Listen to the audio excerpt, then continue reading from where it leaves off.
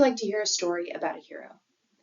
A woman who never let other people's ideas, opinions, or expectations of her dictate how she was going to live her life. A woman who stood up for what she believed in, even in the face of unspeakable dangers. A woman who risked her life for freedom. Who am I referring to? I'm referring to Harriet Tubman. I have always loved to read, and through this love, I discovered historical fiction and nonfiction books. The more I read, the more people I learned about. One such historical hero was Harriet Tubman. All it took was one short story about her, and I was hooked. I began to research this remarkable woman and learn all that I could about her.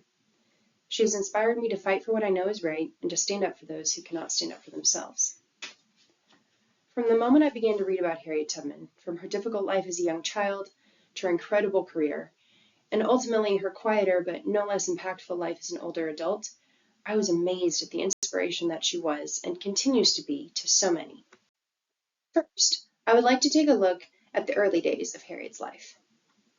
Harriet's early life was spent on a plantation in the slavery-ridden South of the United States. Harriet was born Araminta Ross, nicknamed Minty, to Ben and Rit, short for Harriet Ross, sometime around 1820. She was raised on a plantation in Dorchester County, Maryland. Until she was in her late 20s, Harriet was owned by a man named Edward Brodess, who hired her out to other white families in the area, starting when she was very young, around 5 years old. As a young adolescent, Minty, who had by now taken the name of Harriet after her mother, was at the store running some errands when a slave from another plantation decided to make a mad dash for freedom. The overseer, seeing his slave run away, insisted that Harriet help him recapture the runaway, but she refused. In his anger, the overseer threw a 2-pound weight at the runaway, but he missed and hit Harriet in the back of the head instead. This left her with permanent brain damage and caused her to suffer from seizures and fainting spells for the rest of her life. Now that you have a little bit of background for Harriet's life, let's move on to her career and the amazing things that she accomplished during her adult life. Once Harriet escaped to the North, her career as an Underground Railroad conductor and Civil War hero began. Harriet ran away to the North, to freedom, in 1849. Although she began this journey with 2 of her brothers, they changed their minds along the way and turned back. Harriet, however, never faltered, and she made her way to Philadelphia, Pennsylvania. Even though she was finally free, she knew that she would never truly be happy with her freedom if she was alone. So in 1850, she made the first of what would become many trips back to Dorchester County to rescue her enslaved friends and family. She was proud to say that she never ran her train off the tracks and she never lost a passenger on the Underground Railroad. During the Civil War, Harriet helped the Union Army first as a nurse and later as a scout and a spy. She helped to lead the Combahee River Raid, which freed around 750 slaves from the clutches of slavery in South Carolina. We have now looked at Harriet's childhood days, as well as her career and the many things that she accomplished during this time. I would like to take a brief survey of her later and married life. After the war, Harriet was able to settle down and live a quieter life with her family, but she never stopped making a difference. Harriet had married John Tubman in 1844.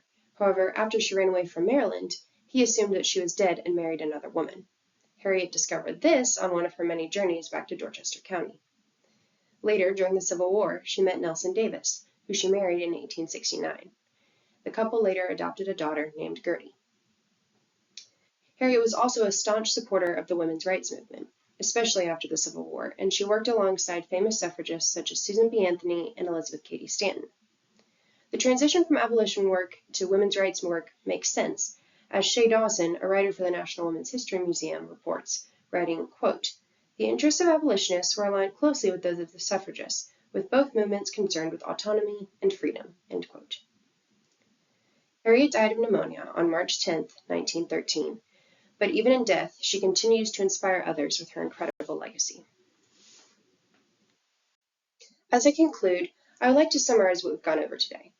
We examined Harriet's formative years and how her experiences as a young child shaped her into who she would become.